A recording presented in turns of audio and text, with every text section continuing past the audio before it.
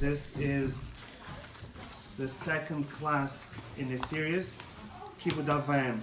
Last time we covered the sources from the Torah, and we gave some reasons as to why you should honor your parents. And we also spoke about the reward, the great reward, the long life, and ability to live in the land of Israel. And the punishment for someone who disgraces or does not respect his parents, or hurts his parents, or curses his parents, or causes injury to his parents, and that is death penalty. Chas v'shalom. And we also mentioned that one of the logical reasons for honoring parents is because it teaches you how to have gratitude towards somebody who did something good to you, and that will teach you eventually to have gratitude to Hashem, our Father in heaven. Today we're going to actually go into laws. I will try to cover basic laws, and then in future classes we're going to go to specific questions. What happens if in this case? What happens in this case? How should you behave in a particular case? So first, we're going to speak about fear of your parents. As we said last time, both your mother and your father are equal in their respect and in their fear. So, number one, we're not allowed to stand in a place where usually our parents stand. In particular, let's say for boys, if a father has a set place where he prays, so a son is not allowed to stand and pray in that same location. Similarly, children are not allowed to sit in a place or in a chair where their parents sit. For example, by a Shabbat table, if there is a specific place designated for father and for mother, children are not allowed to sit there unless they ask permission. Or even on a weekday, if the particular family has designated place for father and a mother, children are not allowed to sit there. Very important also, children should not be let to go to parents' bedroom. It shows a lack of respect when you, without any reservation, enter someone else's room, and especially your own parents' bedroom. This is something private for your parents, not for children. So parents should teach children that they should not enter the bedroom at all, or at least first they should knock. And certainly children should not have liberty of lying on parents' bed. Oops. I don't know if that's ever going to change. Okay.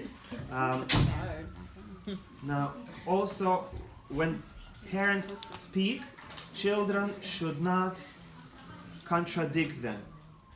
We're not allowed to say, "Oh, you're wrong." We're not allowed to say, "I learned otherwise." We're not allowed to say, "You're making a mistake." Not only that, we're not even allowed to agree with them. If a parent says something, I'm not allowed to say, "Oh, what you're saying is right, I agree." Who are you to agree with your parent? And don't talk at all. Those generations. No, yes, no.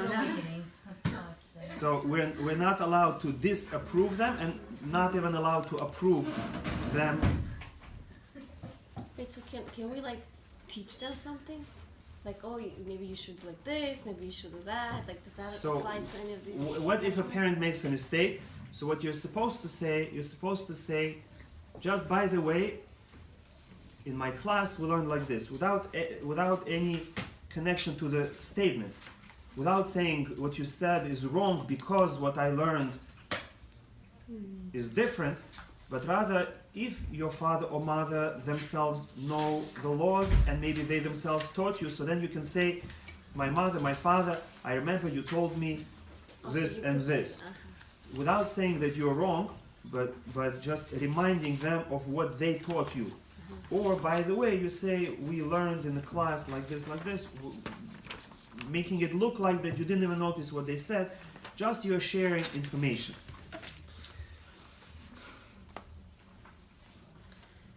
That's very important. Not only when you speak to them, you shouldn't argue and you shouldn't call them names. That for sure is forbidden.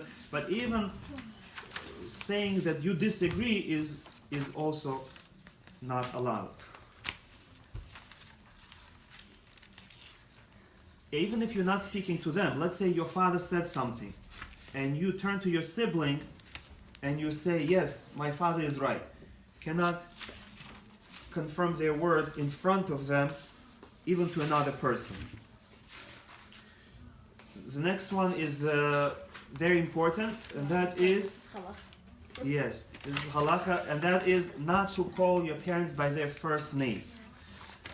In the olden times, this was obvious, but now it's becoming less common sense, and by many children do call their parents and even grandparents by their first name, and that is not allowed.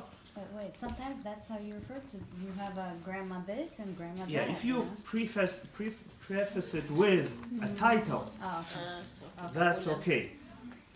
But just call By first their first name, not allowed. I have a quick question. Sorry. If you tell the parents that yes, you're right, isn't that actually a good thing? Then why is it considered? No, your parents don't need your approval. If they tell you something, not for approval, but you just to say yes. Don't say you're right. Oh, so it's like you're saying it's like an approval. That's When why you're it saying sounds- you're right, it shows that they need your approval. As Not- if not an they're a agreement. child What if you and just you agree? are telling them that yes, this time they didn't make a mistake.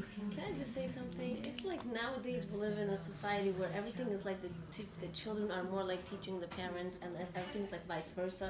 And they Yes, know, obviously, yes. they know less everything than we know, and we know better than them. So, Mhm. and we kind of tell them what to do, whether it's relationship, whether it's like religion, or whatever it is. And like it completely contradicts everything. It and you makes can't really communicate makes with our your job parents much unless harder. it's- That Yeah. You can't- even though we know more than them, and we observe more than them, but we still have to remember we need to respect them the same way.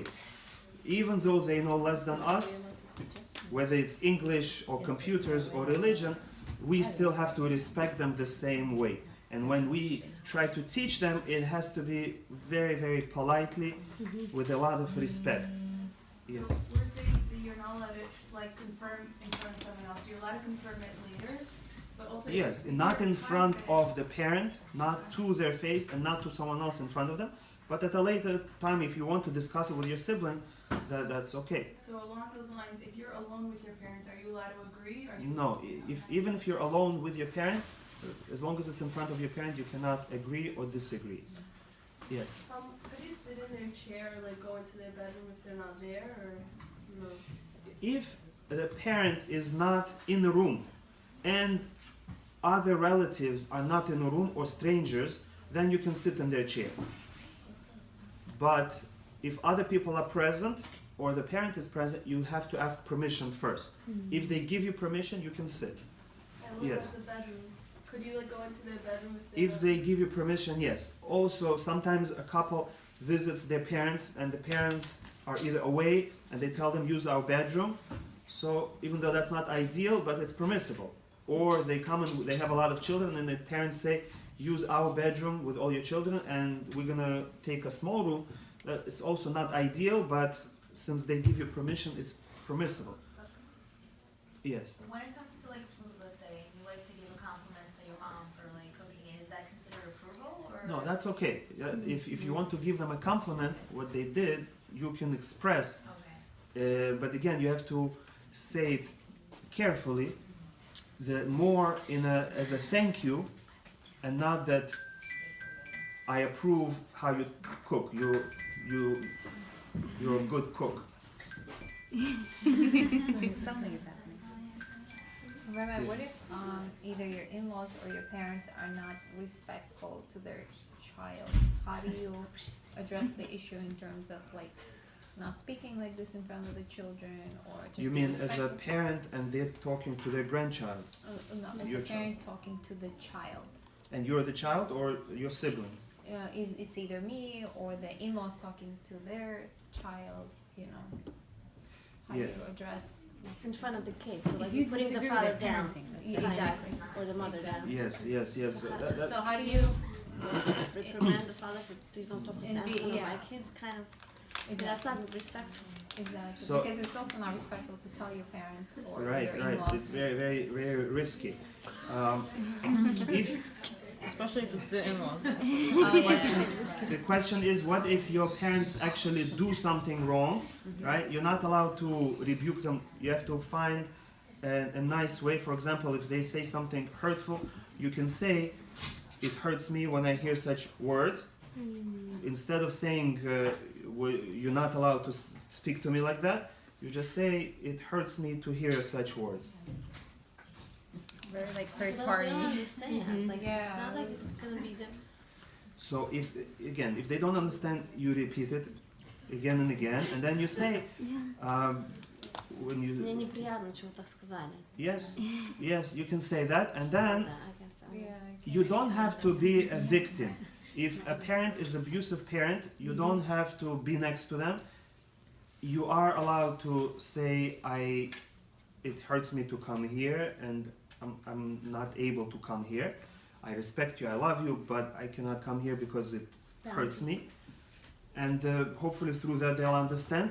And as we're going to learn later, a person who cannot honor his parents for whatever reason, he is allowed to appoint or hire someone else to take care of them. So for example, if a parent is very disrespectful, they scream and curse and hit, so then you don't have to be next to them to serve them, but what you can do is hire a nurse or a home attendant to take care of the parent. Through that you fulfill your obligation to honor your parents, but this way you avoid being next to them and then answering back and fighting them. So you speak to them with respect as much as possible, and if you see you cannot speak to them with respect, then it's better to withdraw and not to communicate as much, and either do it long distance or ask someone else to fill in your position. What if they want you to be there? So then you speak to them and you explain that this relationship is not healthy, it hurts me and you, and we have to either change it or we have to be distant. So And it's again, better as painful as it may be for the moment, it will prevent many sins both from you and from your parent, because every time they hurt you, they get a sin, and every time you hurt them, you get a sin. So it's better just to be in an uncomfortable position that you don't see each other, but at least not to hurt each other. It's better to distance yourself than to like fight In- it out and work on Of course, relationship. yes. Really? In some cases, But it's in better to keep. arguments, sometimes the it's distance. like we get closer. If you can argue respectfully, yes. But if you cannot, and it's going to escalate, and you're gonna hurt each other to the point that you're gonna be upset at each other, even hurting each other without being upset is also not allowed. But to the point that your relationship is going to go down, which many times that's what happens, then it's better to be distant but friendly instead of close and as enemies. Okay, we'll continue. You're not allowed to call your parents by first name Right. in front of them, to them, or in front of them talking to someone else. Not only that, even if you have a child, let's say you called your child in honor of your grandfather or grandmother, Oh, yeah. and now you're visiting your grandparents and you want to call your son or daughter. You're not allowed to call them if their name is the same as their Well, grandparents. we don't do that in honor of living parent, really. Some people don't. Some people have the custom to name their children after a living grandparent. So if that happens, or let's say it's not your child, let's say it's a cousin or a neighbor, you cannot call somebody with the same name. Unless, How do you call them? Child, come here. huh? How do you call your child? Let's say I have a son who's my father's name. So you call them by their last name. Mukak. by their nickname. What about the two Junior, names? senior. Mukak. How do you call a Like child? Aaron and then Aaron or Uriah. Like, so there's just call them by their double name? Because Yes, by double name, if they have two names, because the name is not identical. The only time when you can call somebody with your parents' name is if your parents are not there and it's a common name. Which means, let's say their name is Yaakov. So Yaakov is a common name. When you say Yaakov to your son, your neighbors and others that hear you, they're not going to think that you're being disrespectful and you're calling your father. They're going to understand that probably there is another Yaakov. But if your father has a unique name, and now this person also happens to have the same name, even if your father is not there, you cannot call that name, because again, to an observer, it will appear as if you're calling your father's name. Good question.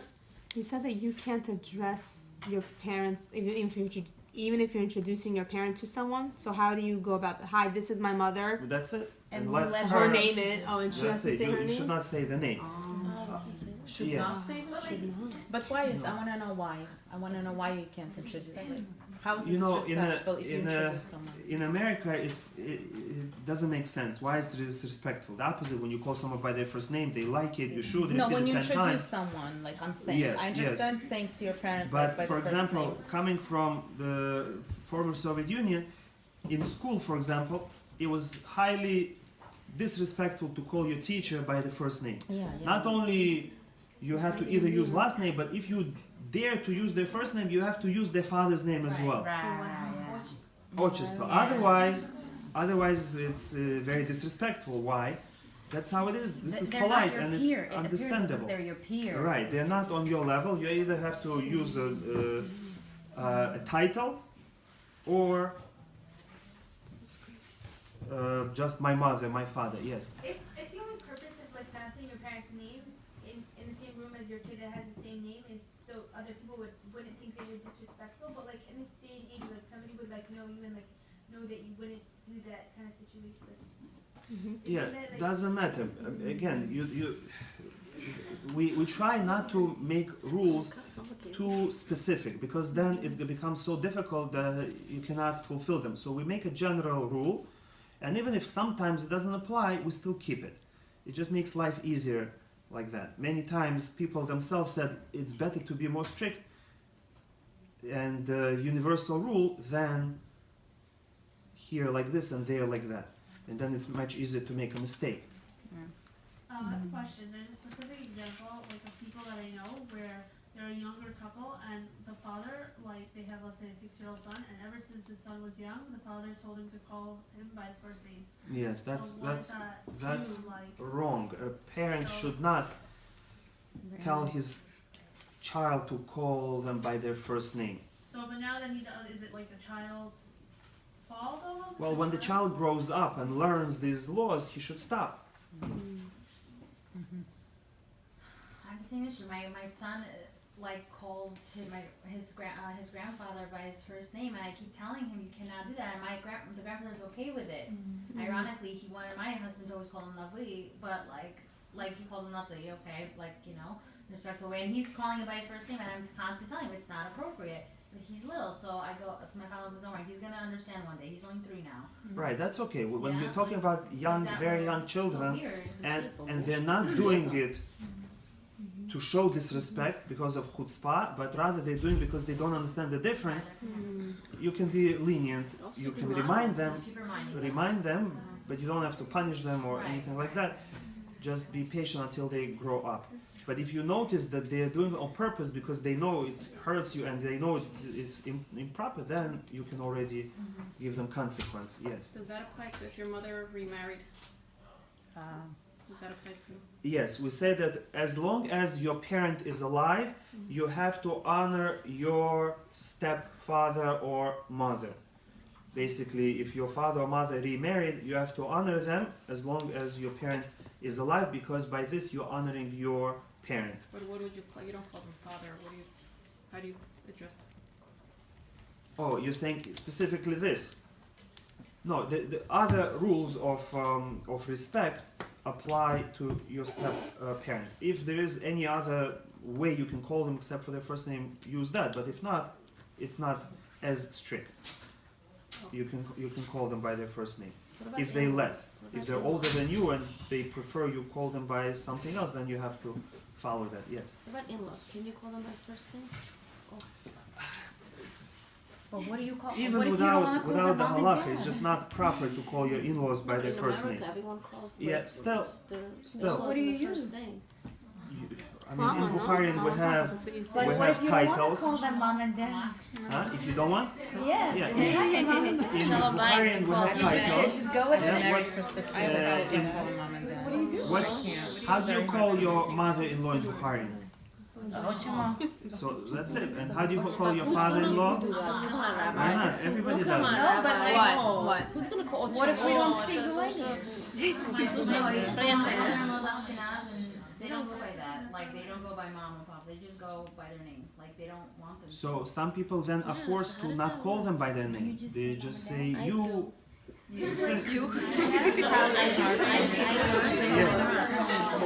She was never able to say. She would tell me, I wish she did that. So it's not a problem. Just say whatever. They're just mom. She didn't become your mom. Because it's like the same way you don't call It's your mom only by her here. first name. Why would you call someone else mom? Yeah. No, that's accepted. That's okay. It's a sign of respect and love for your parents-in-law to call them mother or father, even though they're not. Yeah, maybe in front of your parents you shouldn't call them, but if you're in their house and your parents are not there, that's accepted. That's okay. But if there is any other way to call them, either a short or differently than you call your mother and father, that's preferable. But it's not forbidden to call your parents-in-law as mom and dad. Okay. Now, what if you're studying Torah and a name appears that is the same as your father or mother? So in such a case, it's permissible to say it out loud. Even if your parent is there and you're reading a Dvar Torah and you're saying Rabbi so-and-so or so-and-so said something, that's permissible.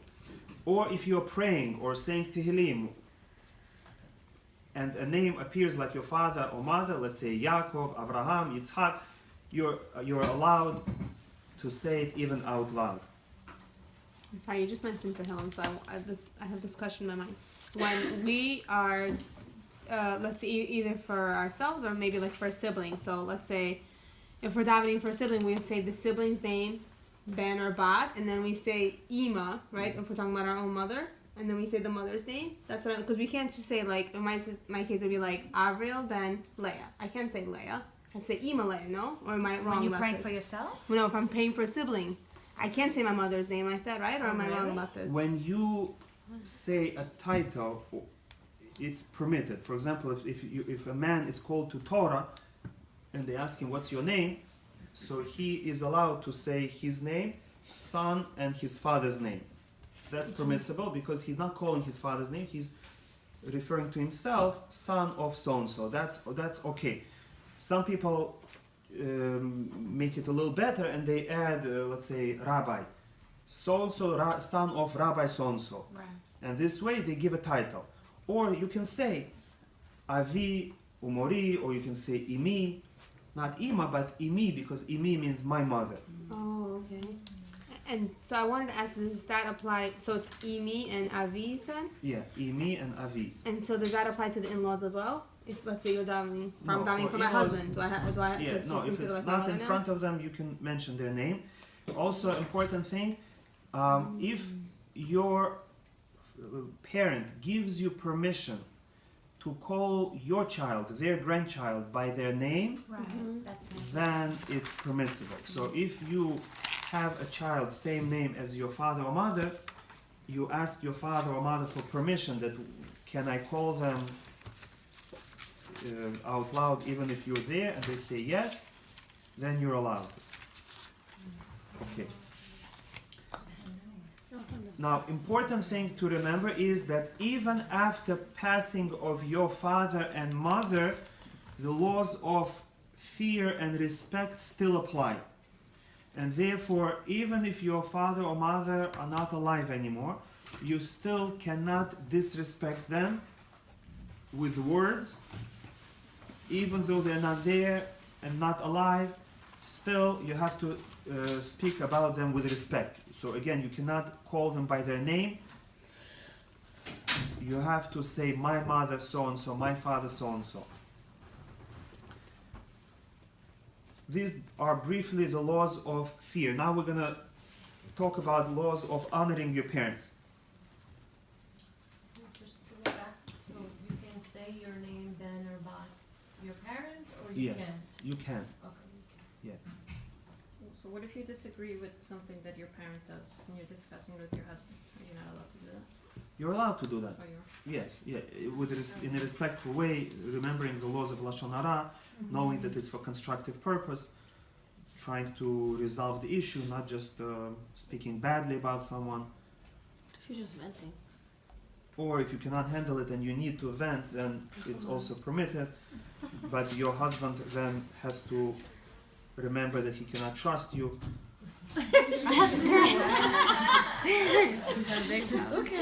Okay, now laws of honoring your parents. A child is supposed to feed his parents, provide his parents with food and drink if they request. However, the laws of honor, they only require a child to show honor to the parent by serving them. It does not require the child to pay for the parent. And therefore, if a parent asks the child to serve him, the child is obligated to serve him, but he can expect the parent to pay for it. A child is not required by law to spend his own money. Yes. What about if there were like health, like dietary things, like if an elderly parent would be like, oh, I really want that cookie, but he's a diabetic, or like. Very good question. We're gonna speak about it later. What if a parent requests something from you that is not healthy, that is damaging for them? Okay, it's an important question, but it has few parts to it. So we serve our parents drink and food. And we mentioned that your respect to your father and mother are equal. The only exception is if they are married and they're together and they ask you at the same time, so then you serve your father first and then your mother. Otherwise, you serve them equally, and you can choose who you serve first if they are not married. Okay. A child shows respect to his parents by helping them to get dressed, put their coat on, or if they need all clothing, to escort them. If a parent is leaving, don't just say, oh, bye, and you eating by the table. You have to get up and escort them to the door, or even a few steps beyond. When a parent comes into the room, a child is supposed to get up, and the child is supposed to stand until the parent gets to their place. Yes. Do you teach this to your younger children now, or because they don't have this wisdom yet? How do you address it to your children If now? they understand enough to hear a one sentence instruction, then you teach them that when a parent comes in, a child is supposed to get up. If they don't do it because they forgot it, they don't understand, it's okay. But you're supposed to. You should teach them, and at a later age you should enforce it as well. Yes. What if your parents just, they don't want you to stand up for them, or just like, So, fine, so like with many laws, if your parent gives you permission not to stand when they come in, you don't have to stand. How do you ask them that? Are you allowed How do you ask them? No, you don't ask. But a lot of times parents are uncomfortable, especially coming from Russia, where it's not done. When you get up and they know you're getting up because of them, many times they will be uncomfortable and they're going to tell you you don't have to get up. So then from that point on, you don't have to get up. What if you're unable at the moment, let's say, and they Yeah. didn't give you So permission? then you have to ask forgiveness. For example, we see the story about Lavan when he came to the tent of Rachel. Rachel was hiding something, and she didn't want Lavan to see it because she was sitting on it. So she excused herself and says, "I'm sorry, please don't get angry because I cannot get up." And she explained why. So you ask forgiveness, and that's okay. Yes. I don't know if this is rude or whatever, but like, let's say you come into your house, let's say your kids are annoying or whatever, so you walk into the room, they look up, and like, if, like, let's say if it was someone else, and if they don't get up, then what do you say? Like, you stand there and say, okay, you're supposed to get up when I come in, like, well, how do you do Yeah, you don't have to rebuke them at that moment. At another time, when you're sitting and quietly eating or doing something together, you mention, by the way, when a parent comes in, you're supposed to get up. If you feel that you don't want it or it's too hard for your children, then you can tell them, even though that is the halacha, I give you permission not to. Would the same apply to grandparents? Do we have to stand up when grandparents come in? The obligation to honor applies to grandparents as well. And in fact, it's proper to get up when anyone who's older or more respected who comes in. But the mitzvah is only for your parents, your grandparents, and anyone over age of 70. So if anybody is 70 or older comes in, you have to get up as well. Or anyone who is a Torah scholar, whether they or their wife comes in, you have to get up. Wait, and we stand until when? Until the parent Dismisses you or no goes to his place, whether they sit in their place or they reach the place where they were heading. Seriously, I'm not joking. If they keep coming in and out, it's good exercise. Yeah. You have to keep getting up, right? Like, I mean, theoretically speaking. Yes. Yes, even multiple times. Okay, now.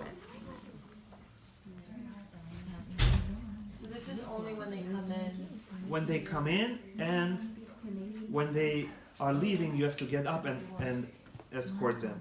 Does it apply to, If you're does it living in the apply same to your house. in-laws? Like, let's say, if there are no children home and if your in-laws come in and out, does it apply that? You technically don't have to, but it is a good advice to treat your in-laws with the same respect as you treat your parents, and then they're gonna love you.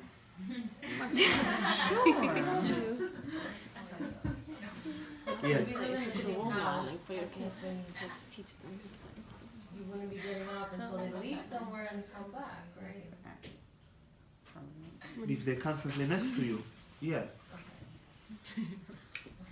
I was just thinking, like, it's so hard because you have to understand, like, our generation, I mean, I'm Bali Chuba, so my parents are still not religious. And, like, you want to honor them and you do it, I guess, as best as you can, but there's so much of that, like, that rift and that disconnection because they didn't always respect our choices and what we became and they're still not there religiously, and it's very hurtful. And even though I don't tell them millions of times what they're doing is wrong, in my head it's like, okay, well, when are you gonna wake up?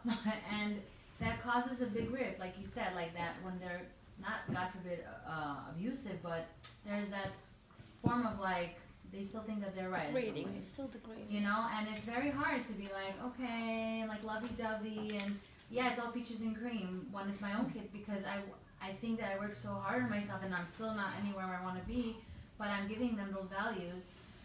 It's just harder when it's your parents and they're not on the same page as you.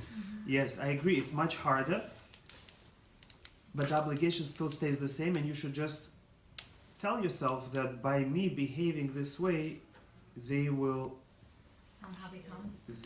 grow, they will be more receptive to what I'm telling them, because if you respect somebody, they like you and they pay attention to you. If you disrespect them, then they will disregard everything you say.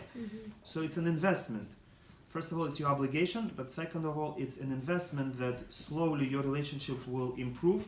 They will treat you with more respect, and then slowly they will see that what you say makes sense because they like how you treat them. So must be whoever is teaching you, they're right, and they will pay more attention to you. And you're teaching your children a very good lesson, because if your children see you respecting your parents, then they will for sure respect you. And if they see you respecting your parents, even though it's hard for you, they will respect you even though it's hard for them. But for your own sake, if you respect your parents, it's almost guaranteed that sooner or later your parents will grow. And if you don't respect your parents, it's almost guaranteed that your parents will not grow at all. And then at the end of time, you will realize that they did not become religious because of the way you treated them. Right, no, of course, just, I don't know. It is very difficult. It is. Pick one thing, work There's a on lot one of, thing. there's a lot of criticism, a lot of that, whatever, that's a whole different question. Yes. So again, as I said in the beginning, that as much as possible, you should limit your interaction with people who are difficult. This way, you avoid arguments and you avoid these averot, these sins, and your relationship has greater chance of improving if there is less fighting between you. Yes. You keep mentioning limiting your interaction. So is there anything about like how many interactions you're supposed to have, or like, you know, once a week, or call them every day, or anything like that? You see, everything depends on how difficult. Sometimes you call a person and from the first word they start criticizing you and blaming you. So then you have to limit it to the minimum. But for example, you know that safely you can call your parents every day and you can talk to them for 5 minutes, and the first 5 minutes you have what to talk about, the weather and the news, and they're going to be okay. And after 5 minutes, personal discussion is going to start. So limit your conversation to 5 minutes, but call them every day. And if you know that you can visit your parents for an hour and it's going to be okay, but more than an hour they cannot handle and fighting starts, so then limit your visits to an hour. You have to see what limits you have to put. If you're lucky and your parents are very good natured, then there is no limit. But is there like minimum? The minimum is No, there is no minimum, because again, if even a minimum causes a fight, then you are allowed to disconnect completely. Of course, that's not ideal. As much as possible, you have to work on it and be able to interact and honor them live. But if that's not possible, it's better to disconnect than to cause both to sin. Yes. I just wanted to make a comment. I'm surprised that our parents, who are Protestant Soviet Union, don't, at least for some people, have a difficult time accepting the whole respect factor, because they feel like even in the Soviet Union where there was a complete absence of God, there was this understanding of like there were societal values and you did have to respect elders, and there was something of that sort. So I'm a little bit like surprised to hear that like parents that were not religious, product of the Soviet Union wouldn't appreciate their parents' respect. You know what I mean? It's the opposite. They want respect. It's the opposite. They want the respect from you. They don't care I got you. to respect you. Okay. Now, one more point about standing. In a synagogue, when your father receives Aliyah to the Torah, you're supposed to stand. For boys, it's more practical, but even for girls, if you're in the ladies section and your father receives Aliyah, you're supposed to stand. Oh, wow. Now, if you're in the men's section, you're a son, and the father finishes his Aliyah and comes back to his seat, the custom is that the son kisses his father's hand. But it's important to know and remember that we're not allowed to kiss on a cheek or lips in the synagogue at all. Not each other and not children. Kissing a hand out of respect is permitted, but not as a sign of love. This I also heard that when they give you a bracha for Friday, right? For Shabbat, you're supposed to kiss the Yes, person? yes. When parents give blessing to children on Friday night or any time, the custom is that the child kisses his parents' hand. But the mother-in-law, the father-in-law, they also bless you. Are you supposed to kiss their hand too? No, Let's you say the don't, mother-in-law. you don't have to, but if you want and they like it, you can. Just say thank you. Okay. The mother-in-law, let's say you're there for Shabbat, Okay. and then she also blesses you Now, as one of the parents. important. Soothing Yes. your child, I don't have children, but what if you're soothing your child in shul? Are you allowed to? The little one. No, you can hug them. Just No kissing and shul. right. Anyone? Anyone. Like, so you can't even greet anyone. You can greet them, but not without kissing. Yes. Okay. It's very important that all these laws that we mentioned today, they have to be done with a pleasant expression on your face, right? Even though you're serving your parents and taking care of them, you cannot be unhappy about it. You have to be smiling. You have to be happy.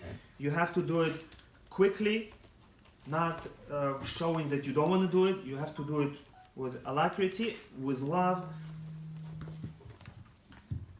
And in fact, the Talmud says that somebody may shower his parents with all the delicacies, but still inherit Gehenna.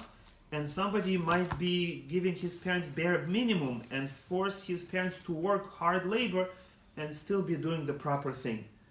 How is that? And the Talmud explains that there was a man who served his father steaks and delicious food, and his father said, "Oh, my son, such delicious food, where do you get money for this?" And he said, "Dad, just eat and be quiet." So even though he was serving his father such delicious food, but because he did it without respect, he actually was committing a sin.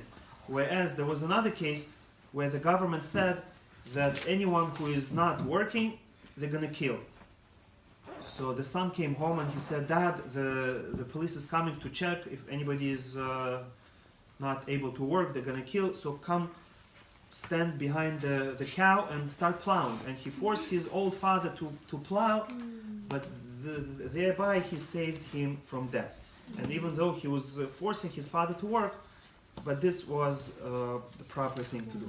So again, when we respect our parents, we have to show them actual respect with a smile, with love. Not because, oh, my rabbi said I have to say this, so here. Well, it'll start that way, but we'll see. You know? Okay, so we should all have success in these laws. Amen. Hashem Amen. should give us right words to say. Amen. Bezrat Hashem, and Thank you so much. Shavua Tov.